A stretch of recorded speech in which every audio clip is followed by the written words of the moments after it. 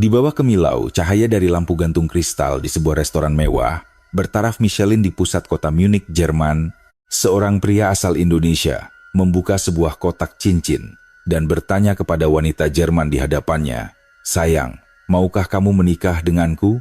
Namun, alih-alih menerima, wanita cantik yang duduk di depannya itu menggelengkan kepala, membuat semua orang yang melihatnya terkesiap. Saat itu, semua orang mengira kisah cinta mereka telah berakhir di sana. Beberapa tahun kemudian, di sebuah warung makan kecil dan sederhana khas Indonesia di Jerman, wanita itu akhirnya mengetahui identitas asli sang pria, dan ia pun terpaku kaku. Siapa sebenarnya pria itu? Mengapa wanita itu begitu terkejut? Mari kita dengarkan bersama sebuah kisah yang merangkum perjalanan panjang selama 13 tahun ini. Selamat pagi semuanya. Namaku Eliza Muller. Aku pernah membuat sebuah keputusan yang tidak akan pernah aku sesali seumur hidupku. Meskipun keputusan itu membuatku harus menentang pria yang paling aku cintai. Ingatan tentang hari itu masih terukir sangat jelas di benakku. Di dalam restoran bintang Michelin di pusat kota Munich, alunan musik jazz mengalun lembut di udara. Cahaya redup memantul indah di meja kami. Reza Pratama, pria Indonesia yang sangat kucintai, perlahan berlutut di hadapanku. Ketika kotak kecil berisi cincin itu terbuka di tangannya, semua mata pelanggan restoran tertuju pada kami. "Eliza, maukah kamu menikah denganku?" Suaranya terdengar bergetar. Itu adalah momen yang sangat tulus dan luar biasa indah. Namun, satu-satunya hal yang bisa kulakukan hanyalah menggelengkan kepala. "Maafkan aku, Reza. Benar-benar maafkan aku." Suaraku ikut bergetar. Mati-matian menahan air mata yang mendesak ingin tumpah. Aku mencintainya. Aku sangat mencintainya. Tetapi, cinta saja tidak cukup. Aku membawa beban yang sangat berat, sesuatu yang tidak sanggup kuceritakan kepadanya. Malam itu, aku berlari keluar dari restoran. Aku masih bisa mendengar suaranya memanggil namaku dari belakang. Namun, aku tak menoleh sedikit pun. Jika aku menoleh, aku tahu pertahananku akan hancur. Mengapa aku menolaknya? Semua ini bermula saat aku berusia 17 tahun. Masa itu adalah awal dari mimpi buruk paling mengerikan dalam hidupku. Ayahku adalah seorang arsitek yang sukses. Kami tinggal di sebuah rumah kecil yang nyaman di pinggiran kota Munich. Ibuku sangat suka menanam bunga mawar di kebun. Kami adalah keluarga yang biasa saja, namun sangat bahagia. Tapi, kebahagiaan itu hancur berkeping-keping dalam sekejap. Ayah mulai berinvestasi dalam cryptocurrency. Pada awalnya, ia mendapat sedikit keuntungan, sehingga ia semakin berani menanamkan uang. Ia bahkan menggadaikan rumah kami dan menggunakan dana perusahaannya. "Eliza, kita akan segera pindah ke rumah yang lebih besar," kata ayah padaku waktu itu. Namun, pasar kripto tiba-tiba anjlok dalam semalam. Uang yang diinvestasikan ayah berubah menjadi kertas tak berharga. Utang-utang yang ia pinjam membesar seperti bola salju yang bergulir tak terkendali. Pada hari itu, ayah tiba-tiba terkena serangan jantung dan tumbang. Ambulans membawanya ke rumah sakit, tetapi nyawanya tak tertolong. Ibuku tidak sanggup menahan pukulan realita ini. Ia hanya menangis setiap hari. Hingga akhirnya harus dirawat di rumah sakit jiwa karena depresi berat. Dengan cara yang begitu tragis, di usia 17 tahun, aku ditinggalkan sendirian. Ayah meninggalkan utang sebesar 920.000 euro. Menurut hukum di Jerman, sebagai seseorang yang sudah cukup umur, jika aku menolak warisan tersebut, aku tidak perlu bertanggung jawab atas utang itu. Pengacaraku menasihatiku agar aku menolaknya. "Eliza, jangan hancurkan hidupmu, tolak saja warisan itu." Tetapi aku tidak sanggup menolaknya. Rumah ini penuh dengan kenangan bersama ibu. Mawar-mawar yang ia tanam, ruang kerja kecil buatan ayah, dan kamar tempatku tidur sejak kecil. Aku tidak ingin kehilangan semua itu. Bahkan saat berada di rumah sakit, di saat-saat pikirannya sedang jernih, ibu sering bertanya, "Eliza, apakah mawar-mawar kita di rumah tumbuh dengan baik?" Setiap kali mendengar pertanyaan itu, hatiku rasanya seperti dirobek-robek. Pada akhirnya, aku memutuskan untuk menerima warisan itu. Gadis berusia 17 tahun ini mewarisi utang sebesar 920.000 euro. Sejak saat itu, hidupku berubah drastis. Setelah lulus SMA, aku langsung mulai bekerja. Pagi hari di toko roti, siang di supermarket, dan malam hari sebagai pelayan di restoran. Aku hanya tidur 3 jam setiap hari. Namun aku tidak boleh berhenti, karena aku harus membayar cicilan sekitar 3.500 euro setiap bulannya. Di masa-masa itulah, sebuah peristiwa terjadi. Orang-orang dari perusahaan penagih utang datang ke rumah kami dan mulai menempelkan stiker segel berwarna kuning pada semua barang berharga.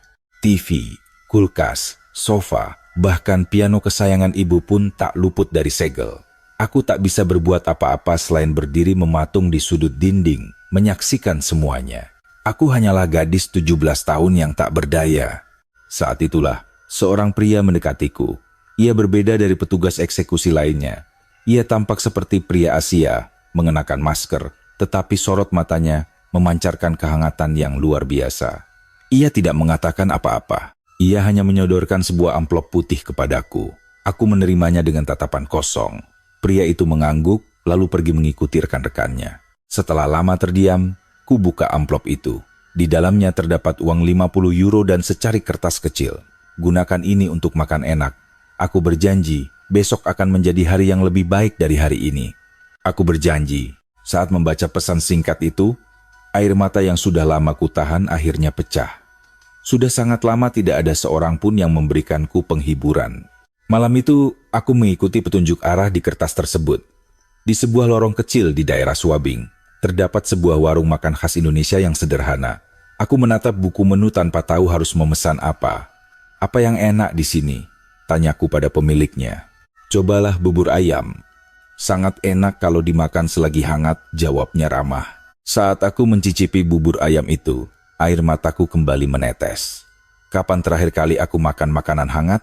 Bagiku, yang bertahan hidup hanya dengan makan sandwich dan pizza beku dari minimarket, semangkuk bubur ayam hangat itu terasa sangat tak ternilai.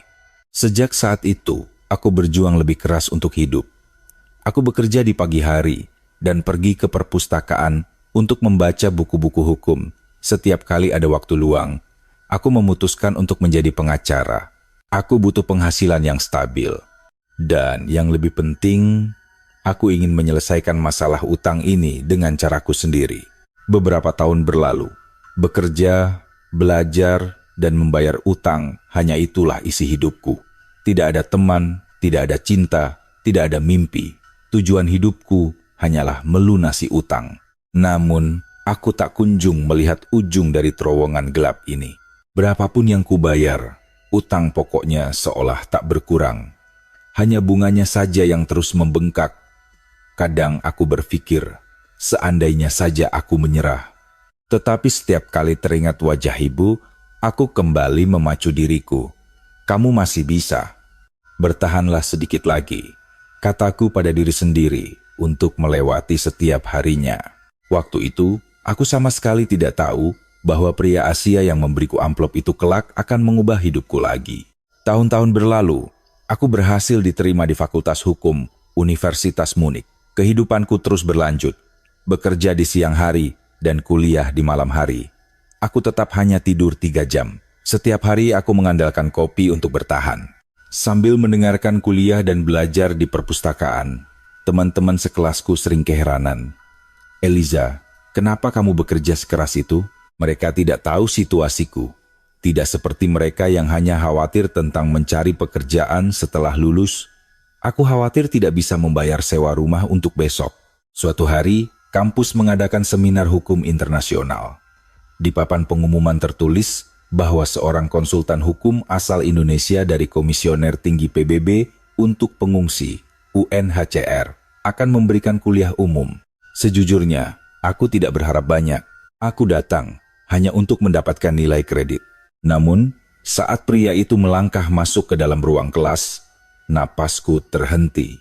Pria Asia itu mengenakan setelan jas yang rapi, tampak elegan namun memancarkan kehangatan. Entah mengapa, ada perasaan familiar yang aneh merasukiku.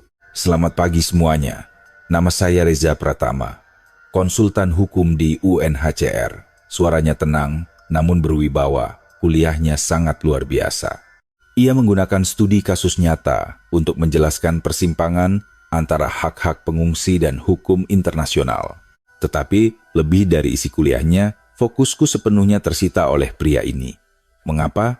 Karena ada kehangatan di matanya yang terasa begitu kukenal. Setelah kuliah selesai, tiba sesi tanya jawab. Aku memberanikan diri mengangkat tangan. Apa hal tersulit ketika memberikan bantuan hukum kepada para pencari suaka? Ia menatapku dan tersenyum. Pertanyaan yang bagus. Hal tersulit adalah membantu mereka menemukan keberanian untuk menceritakan kisah mereka sendiri.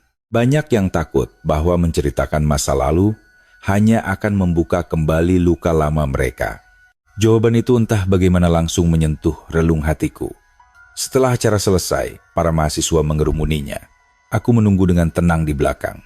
Saat ia sedang merapikan tasnya, aku memberanikan diri bersuara. Apakah Anda ingin makan masakan Indonesia? Pertanyaan itu sedikit tiba-tiba. Ia menatapku dengan terkejut. Ya, tentu saja saya mau. Kalau begitu, maukah Anda makan berdua denganku? Begitulah cara kencan pertama kami dimulai. Aku merasa sangat gugup. Dengan situasiku, menjalin hubungan adalah hal yang mustahil. Tapi entah mengapa, aku merasa sangat tertarik padanya. Kami bertemu di restoran terdekat dan makan malam. Eliza, mengapa kamu memilih belajar hukum? Tanya Reza. Aku ragu. Haruskah aku menceritakan masa laluku? Tapi pada akhirnya, aku menyimpannya sendiri. Aku hanya ingin pekerjaan yang stabil. Itu bukan kebohongan, tapi bukan juga kebenaran seutuhnya. Sejak saat itu, kami sering bertemu. Reza memperkenalkanku pada budaya Indonesia. Kami menonton film-film Indonesia, mendengarkan musik pop Indonesia, dan ia bahkan mengajariku bahasa Indonesia. Kata mahal dalam bahasa aslinya diucapkan sebagai cinta dalam bahasa Indonesia. Katanya, ia menulis kata itu di atas kertas. Saat aku menirukan tulisannya, jantungku berdebar kencang. Seiring berjalannya waktu, aku semakin mencintainya. Reza adalah sosok yang sangat baik, penuh perhatian dan penyayang. Saat ia melihatku kelelahan, ia akan mempersingkat waktu kencan kami. Ia tahu aku harus belajar, jadi ia tidak pernah menggangguku. Eliza, jangan memaksakan diri. Kesehatan adalah yang paling utama. Setiap kata yang diucapkannya menyembuhkanku. Namun di saat yang sama, aku merasa gelisah. Pantaskah aku mendapatkan kebahagiaan ini? Setiap bulan aku masih harus melunasi utang, dan tanggunganku masih mencapai ratusan ribu euro. Suatu hari, ia bertanya dengan nada serius. Eliza, mengapa kamu selalu begitu sibuk? Kenapa kamu memiliki 3 pekerjaan? Aku tidak bisa menjawab. Aku hanya butuh uang. Keluargamu? Ibuku ada di panti jompo. Ayahku sudah lama meninggal. Aku tidak sanggup berbicara lebih jauh. Jika aku menyinggung soal utangku, hubungan ini mungkin akan berakhir. Siapa pria yang mau menjalin hubungan dengan wanita yang terbelit utang sebesar itu? Jadi, aku memilih untuk diam. Reza tidak bertanya lagi. Namun terkadang, aku merasa dari sorot matanya, ia seolah mengetahui sesuatu.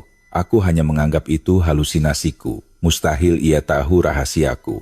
Kami sering menghabiskan waktu bersama di perpustakaan negeri Bavaria. Aku membaca buku-buku hukum, sementara Reza menyusun materi hukum internasional. Suatu hari, pustakawan berkata pada kami, "Kalian sering sekali datang ke sini ya?" "Benarkah?" jawab kami.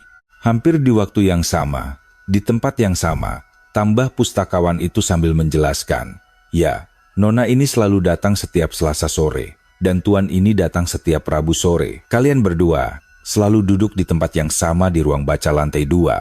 Aku dan Reza saling bertatapan. "Benarkah? Ini pasti takdir," kata Reza sambil tertawa pelan. Pada momen itu, aku merasakan keanehan. Kebetulan ini terasa terlalu diatur, namun aku mengabaikannya, berpikir bahwa ini memang jalan takdir. 1 tahun berlalu. Saat bersama Reza, untuk sementara, aku bisa melupakan utangku. Saat berada di sisinya, dunia ini terasa lebih mudah dihadapi, namun kenyataan tetaplah kejam. Tagihan bulanan, biaya panti jompo ibu, biaya pengobatan, semua itu membebani pundakku. Suatu hari, Reza menatapku lekat-lekat dan bertanya serius, "Eliza, apakah kamu percaya padaku? Jika ya, bersandarlah padaku. Jangan menanggung semuanya sendirian." Perkataannya memberiku rasa syukur sekaligus ketakutan. Aku tidak boleh memindahkan beban berat ini kepadanya. Aku baik-baik saja. Aku bisa menyelesaikannya sendiri, bohongku. Reza tidak mendesak lagi, tetapi matanya terlihat menyiratkan kesedihan. Beberapa bulan kemudian, tibalah hari itu, hari di mana ia melamarku di restoran Michelin. Satu-satunya hal yang bisa kulakukan adalah menolaknya. Aku mencintainya, tetapi aku tidak bisa membebaninya dengan utangku. Malam itu, aku pulang dan menangis sejadi-jadinya. Aku tidak tahu apakah keputusanku benar, tetapi satu hal yang pasti, hubunganku dengan Reza telah berakhir. Begitulah cara kami berpisah. Tidak ada komunikasi, tidak ada pertemuan. Aku kembali ke kehidupanku yang hanya berisi kerja keras dan utang. Sesekali aku merindukannya, tetapi aku memaksa diriku untuk melupakannya. Ini adalah pilihan terbaik untuk kebaikannya, kataku pada diri sendiri. Hari-hari berlalu, namun selalu ada ruang hampa di hatiku. Harga yang harus kubayar karena menyerah pada cinta ternyata sangat mahal. Setelah berpisah dengan Reza, aku bekerja seperti orang gila. Aku tidak menyisakan sedikit pun ruang untuk merasakan emosi. Aku bangun jam 5 pagi untuk pekerjaan pertamaku, memanggang roti di toko roti. Siang hari, aku merapikan dokumen di firma hukum. Malamnya, aku menjadi pelayan restoran. Aku pulang jam 11 malam, dan langsung ambruk di kasur, bahkan tanpa sempat mencuci muka. Dalam mimpiku, aku sering mendengar suaranya. "Eliza, kenapa kamu seperti ini?" Bantalku selalu basah setiap kali aku terbangun. Namun aku tidak punya waktu untuk menangis atau menyesal. Utangku masih menumpuk, dan biaya perawatan ibu harus terus dibayar. Mendekati hari kelulusan universitas, teman-temanku sibuk mencari pekerjaan. "Eliza, kamu melamar kemana?" Aku belum yakin. Sebenarnya, aku sudah menerima tawaran dari sebuah firma hukum menengah. Nilaiku bagus dan evaluasi magangku sangat memuaskan. Yang paling penting, aku memiliki kebutuhan yang mendesak. Tidak seperti pelamar lain, aku harus diterima bekerja. Setelah lulus, aku resmi bekerja sebagai pengacara. Gajinya bagus, namun tetap belum cukup untuk melunasi semua utang sekaligus. Namun perlahan, utang pokokku mulai berkurang. 920 ling ling ling, 850 ling ling ling, 800.000. Setiap kali angkanya turun, aku melihat secercah harapan. Dengan kecepatan ini, aku bisa melunasinya dalam 10 tahun, pikirku sambil terus menjalani hari-hariku. Aku tidak pernah beristirahat, bahkan di akhir pekan. Aku mengambil pekerjaan paruh waktu untuk konsultasi hukum dan menerjemahkan. Karena aku fasih berbahasa Jerman dan Inggris, aku mendapat banyak pekerjaan menerjemahkan dokumen hukum. Teman-temanku khawatir. "Eliza, istirahatlah. Kamu bisa jatuh sakit." Aku tidak apa-apa. Aku kuat. Itu bohong. Aku tidak bisa menahan sakit kepala tanpa obat pereda nyeri setiap hari. Kurang tidur membuat mataku berkantung gelap, dan berat badanku turun lebih dari 10 kilogram. Setiap kali menatap cermin, aku seperti melihat orang asing. Tetapi aku tidak boleh berhenti. Jika aku berhenti, rasanya segalanya akan runtuh. Terkadang aku memikirkannya. Apa yang sedang ia lakukan sekarang? Kadang aku ingin mencarinya di media sosial, tetapi ku tahan diriku. Jika aku melihatnya, mungkin pertahananku akan goyah. Dia pasti baik-baik saja. Dia pasti hidup bahagia tanpa seseorang sepertiku. Begitulah cara aku menenangkan diriku. Suatu hari, aku pergi ke panti jompo untuk menjenguk ibu. Kondisinya semakin memburuk. Kadang ia mengenaliku, kadang tidak. "Eliza, anakku," ibu menggenggam tanganku. "Iya, ini aku, Ma. Maafkan ibu, nak. Ini bukan salahmu. Ayahmulah yang menyebabkan semua ini pada kita," bisik ibu, lalu menatap kosong keluar jendela. Rasanya hatiku seperti terkoyak, namun aku tidak boleh menangis. Di depan ibu, aku harus menunjukkan ketegaran. Begitu aku keluar dari panti jompo dan masuk ke dalam mobil, air mataku akhirnya tumpah. Aku menangis sejadi-jadinya sambil memeluk kemudi. Berapa lama lagi aku harus hidup seperti ini? Aku tidak bisa melihat garis akhirnya. Berapapun yang kubayar, utang itu tetap seperti gunung yang raksasa. Tapi aku tidak bisa menyerah. Jika aku menyerah, aku akan kehilangan rumah yang penuh kenangan akan ibuku. Begitulah beberapa tahun berlalu. Perlahan utangku turun menjadi 700.000, 600.000, 500.000. Bersamaan dengan itu, Masa mudaku pun ikut terkikis habis. Tidak ada kehidupan sosial, tidak ada cinta, tidak ada hobi. Hidupku hanya berisi pekerjaan dan utang. Dalam sekejap mata, usiaku menginjak 30 tahun. Teman-teman sekelasku sudah menikah dan punya anak. Media sosial dipenuhi foto-foto keluarga yang bahagia. Aku menatap foto-foto itu, lalu diam-diam menutup aplikasinya. Aku tidak bisa bilang aku tidak iri. Tetapi itu adalah jenis kebahagiaan yang tidak diizinkan untukku. Suatu hari, aku memenangkan sebuah kasus besar di firma hukum dan mendapat bonus yang sangat besar. Aku menggunakan uang itu untuk membayar sisa utang dalam jumlah besar sekaligus. Saldo utangku turun menjadi sekitar 170.000 euro. Akhirnya, aku mulai melihat cahaya di ujung terowongan. Untuk pertama kalinya, aku merasakan harapan. Beberapa bulan kemudian, tibalah hari itu. Aku mengambil surat keterangan pelunasan utang di bank. Selamat Nona Muller. Seluruh utang Anda telah lunas. Petugas bank tersenyum ramah. Aku memegang sertifikat itu dan berdiri terpaku. 13 tahun, dari usia 17 hingga 30 tahun. Masa-masa yang seharusnya menjadi tahun-tahun terbaik dalam hidupku, semuanya kuhabiskan untuk membayar utang. Kini, semuanya sudah selesai. Benar-benar selesai. Aku keluar dari bank dan duduk di dalam mobil. Aku merasa seharusnya aku menangis, tetapi tidak ada air mata yang keluar. Seharusnya aku bahagia, tetapi aku tidak merasakan emosi apapun. Hanya ada perasaan hampa yang menyelimutiku. Apa yang harus kulakukan sekarang? Selama 13 tahun, satu-satunya tujuan hidupku adalah melunasi utang. Saat tujuan itu menghilang, rasanya diriku pun ikut menghilang. Aku pulang ke rumah yang penuh dengan kenangan akan ibu. Selama 13 tahun aku mengorbankan segalanya hanya demi mempertahankan rumah ini. Aku melangkah ke ruang tamu dan melihat piano milik ibu. Perlahan, kuusap tuts-tutsnya yang berdebu. Saat aku kecil, ibu sering memainkanku lagu pengantar tidur di piano ini. Eliza, putri kecil kami, semoga mimpimu indah. Aku masih bisa mendengar suara lembut itu. Di titik inilah air mataku akhirnya tak tertahankan. Aku duduk di depan piano dan menangis terseduh-seduh. Apakah itu air mata kebahagiaan atau kesedihan?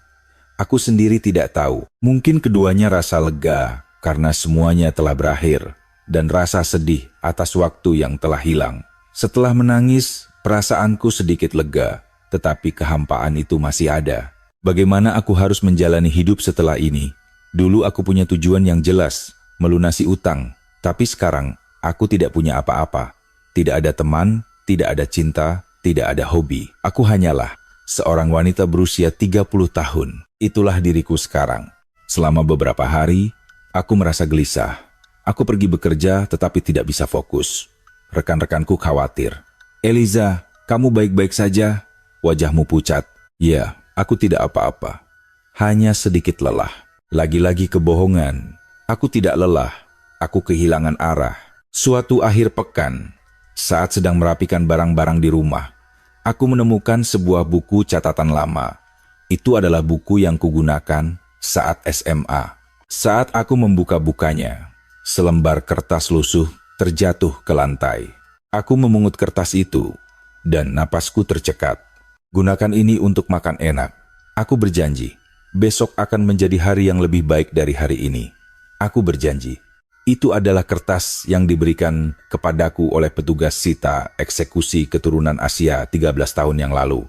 Kuusap kertas yang sudah menguning itu. Ingatan tentang hari itu kembali muncul dengan jelas. Rumah yang penuh dengan segel kuning. Diriku yang berusia 17 tahun berdiri tak berdaya. Dan pria dengan mata penuh kehangatan itu menyodorkan amplop kepadaku. Siapa pria itu? Selama 13 tahun, aku tidak pernah memikirkan pertanyaan ini, karena aku sama sekali tidak punya waktu luang. Tetapi sekarang berbeda. Aku benar-benar ingin tahu siapa dia, mengapa dia menolongku.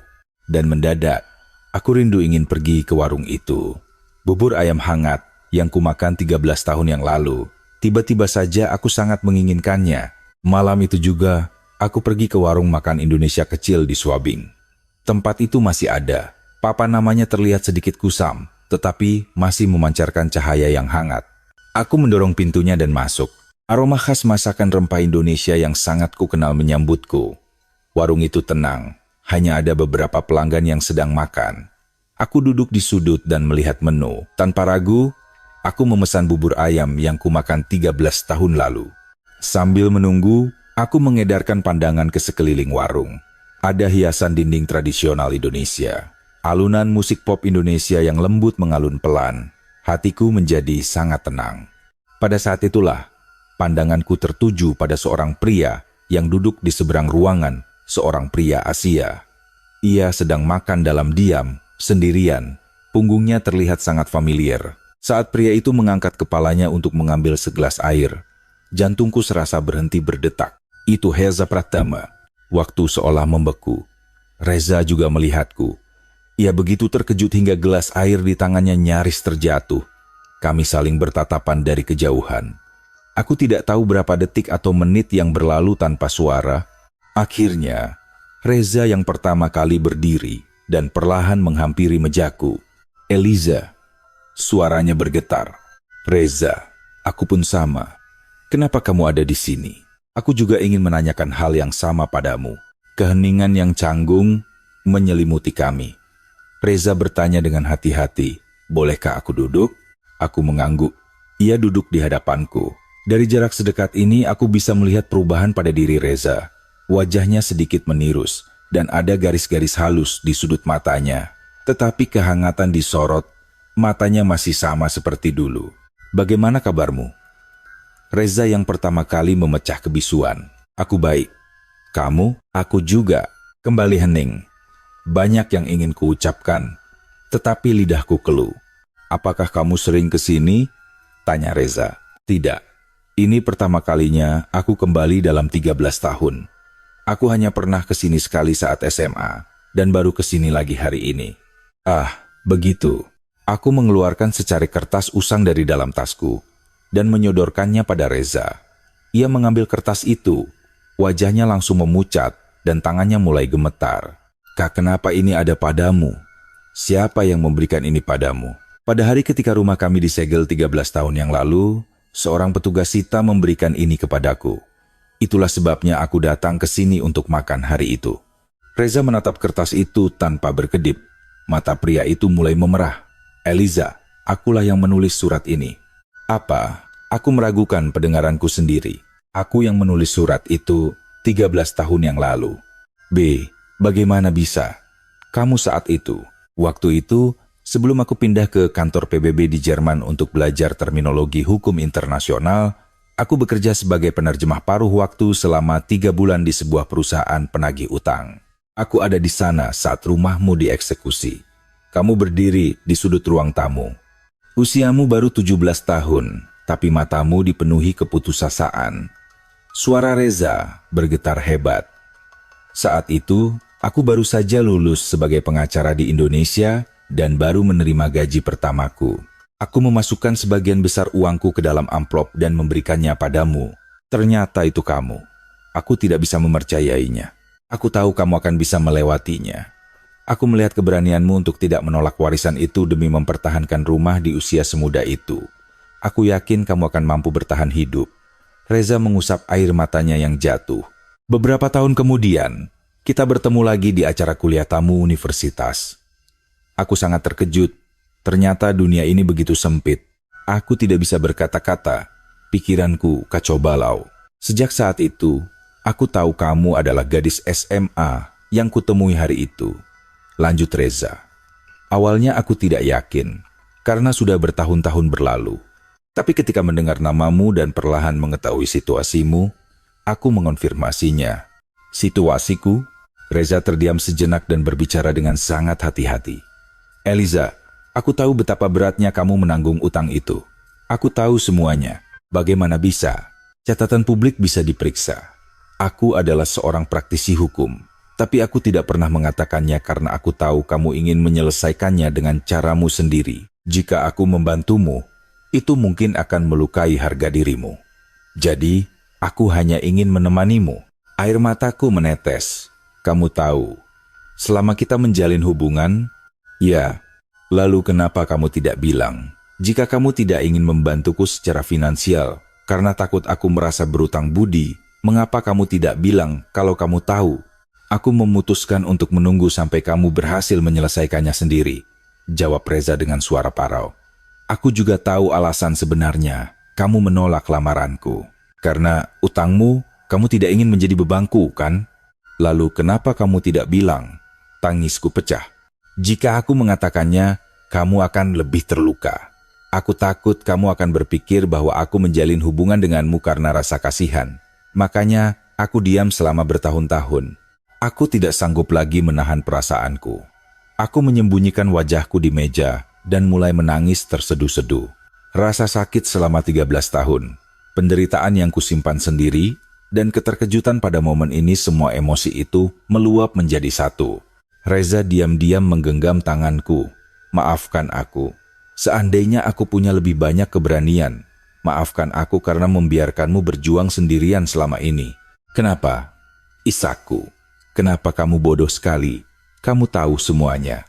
Maafkan aku karena kita harus membuang begitu banyak waktu.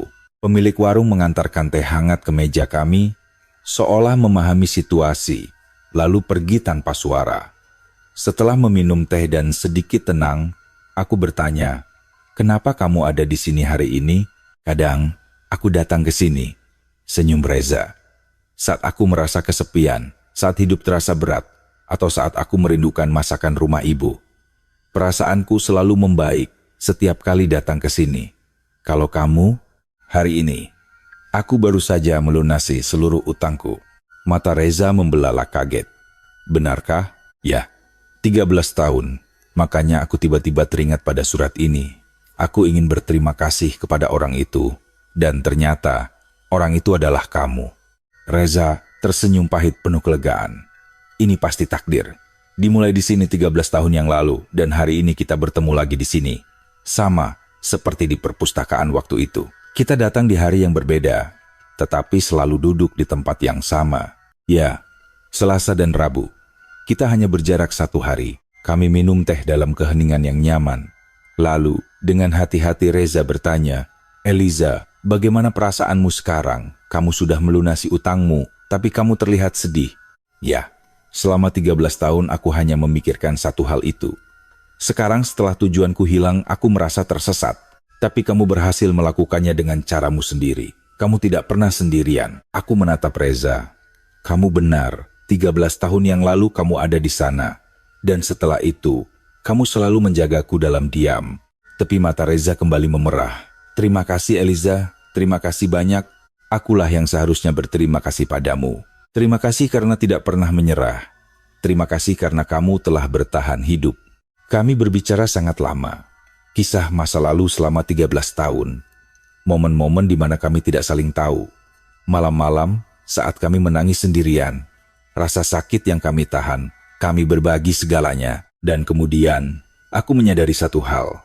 Kami tidak pernah benar-benar berpisah. Meskipun kami tidak bersama, kami hidup dalam lintasan waktu yang sama. "Eliza." Reza menggenggam tanganku dengan lembut. "Aku masih mencintaimu, sama seperti tahun-tahun yang lalu dan juga sekarang. Hatiku selalu berdetak untukmu." Jantungku berdegup kencang, menantikan kata-katanya. "Tetapi, aku tidak akan melamarmu hari ini. Bagaimanapun, akulah pria yang lamarannya pernah ditolak," goda Reza dengan senyum tipis. "Lain kali, ketika kamu sudah benar-benar siap, ketika kamu sudah menginginkannya, aku akan menunggumu." Aku sudah menunggu bertahun-tahun. Menunggu sedikit lebih lama tidak akan sulit bagiku. Mendengar itu, hatiku menjadi sangat mantap. Aku tidak boleh kehilangan pria ini. Cinta yang dulu kulepaskan, demi membayar utang selama 13 tahun kini, saatnya aku mengambilnya kembali. "Reza, aku masih bukan manusia yang sempurna. Utangku sudah lunas, tapi aku hampir tidak punya tabungan. Ibuku masih di panti jompo. Hidupku masih rumit, tidak apa-apa. Selama kita bersama, aku yakin semuanya akan baik-baik saja." Aku tidak pernah membayangkan bahwa tidak merasa sendirian lagi akan memberikan kekuatan sebesar ini. Reza menggenggam tanganku semakin erat. "Mari kita mulai lagi dari awal. Reza," pintaku. "Eliza, kali ini Aku ingin kita benar-benar jujur satu sama lain. Mari saling bersandar, seperti pasangan sejati. Reza tersenyum dengan sangat cerah. Ini adalah pertama kalinya aku melihat senyumnya yang benar-benar lepas dalam bertahun-tahun. Baiklah, mari kita jalani ini perlahan-lahan, kataku. Malam itu, kami berjalan keluar dari warung sambil bergandengan tangan. 13 tahun telah memisahkan kami. Namun 13 tahun itu jugalah yang mempertemukan kami kembali. Jika takdir itu benar-benar ada, maka inilah wujudnya. Langit dipenuhi bintang. Jalanan kota Munich begitu tenang. Namun hatiku untuk pertama kalinya dalam 13 tahun merasakan kehangatan yang sejati. Kisah kami yang sesungguhnya baru saja dimulai. Sejak hari itu, kami membangun kembali hubungan kami dengan hati-hati. Berbeda dengan tahun-tahun sebelumnya, kini kami sepenuhnya jujur satu sama lain. Ketakutanku, ketidakpastianku, aku menceritakan semuanya kepada Reza. Hari ini aku menjenguk ibu. Ia sama sekali tidak mengenaliku. Pasti sangat berat untuknya. Ya, itu pasti sulit. Tapi setelah menceritakannya padamu, perasaanku jauh lebih lega. Reza selalu mendengarkan keluh kesahku hingga selesai. Ia tidak menghakimi. Ia tidak memaksakan nasihat. Ia hanya mendengarkan, dan bagiku, itu adalah penghiburan terbesar. Setiap akhir pekan, kami selalu bersama. Berjalan-jalan santai di pusat kota Munich, minum kopi di Marienplatz, menyusuri tepian sungai Isar, hari-hari yang sangat biasa. Namun terasa luar biasa, istimewa bagiku, karena kebahagiaan sederhana inilah yang direnggut dariku selama 13 tahun. Apakah kamu bahagia? Tanya Reza suatu hari. Sangat bahagia. Kadang aku takut ini semua hanya mimpi. Ini bukan mimpi. Ini realita. Realita kita berdua. Kata-kata itu selalu memberiku kedamaian yang mendalam. Beberapa bulan kemudian, aku dipromosikan menjadi pengacara senior di firma hukumku. Namun yang terpenting, terbebas dari utang benar-benar mengubah caraku memandang hidup. Untuk pertama kalinya, aku bisa menabung dan merencanakan masa depan. Eliza, maukah kamu ikut aku ke Indonesia? Suatu hari, Reza mengajakku. Aku ingin menunjukkan negara asalku padamu. Tempat aku dibesarkan. Keluargaku, semuanya. Tentu saja aku setuju. Kami pun terbang ke Indonesia. Ini adalah liburan pertamaku yang sesungguhnya dalam 13 tahun. Indonesia jauh lebih indah daripada yang kubayangkan. Ramainya kota Jakarta yang metropolis, kekayaan sejarah dan budaya di Yogyakarta, serta kedamaian pantai-pantai di Bali. Semuanya begitu menakjubkan. Aku juga bertemu dengan keluarga Reza. Awalnya aku sangat gugup, tetapi ibunda Reza menyambutku dengan pelukan yang sangat hangat. Eliza, nak, kamu pasti sangat menderita selama ini. Ya, kata ibu Reza. Reza menceritakan semuanya pada ibu. Kamu luar biasa hebat. Di usia yang begitu muda, kamu menanggung beban seberat itu sendirian. Reza sangat beruntung bisa memilikimu, dan kami sangat bersyukur kamu hadir di keluarganya. Mata ibunya berkaca-kaca. Tolong jaga anak kami. Ya, waktu kami di Indonesia terasa seperti mimpi yang indah. Di pesawat saat perjalanan pulang kembali ke Munich, Reza menggenggam tanganku erat. Eliza, kapan kita bisa melangkah ke tahap selanjutnya? Tahap selanjutnya, maksudmu menikah? Aku memotong perkataannya. Reza, aku juga memikirkan hal yang sama, tetapi kali ini aku ingin aku yang melakukannya. Apa? Kamu yang melamar? Matanya terbelalak tak percaya. Tahun-tahun yang lalu, aku menolak lamaranmu karena keadaanku, tapi sekarang berbeda. Aku sudah siap, Reza, tepi mataku memanas. Jadi, bersabarlah sedikit lagi. Biarkan aku mempersiapkannya dengan baik. Setibanya di Munich, aku diam-diam mulai mempersiapkan segalanya. Memilih cincin, memesan tempat. Aku merencanakan semuanya agar berjalan sempurna. Karena ini adalah caraku membalas semua yang telah Reza lakukan untukku. Akhirnya, hari itu pun tiba. Aku memesan meja di restoran Michelin yang sama dengan tempat Reza melamarku dulu. Tempat yang sama, meja yang sama. Namun kali ini, akhir ceritanya akan berbeda. Tempat ini, gumam Reza saat kami tiba. Ya, kamu ingat? Tentu saja.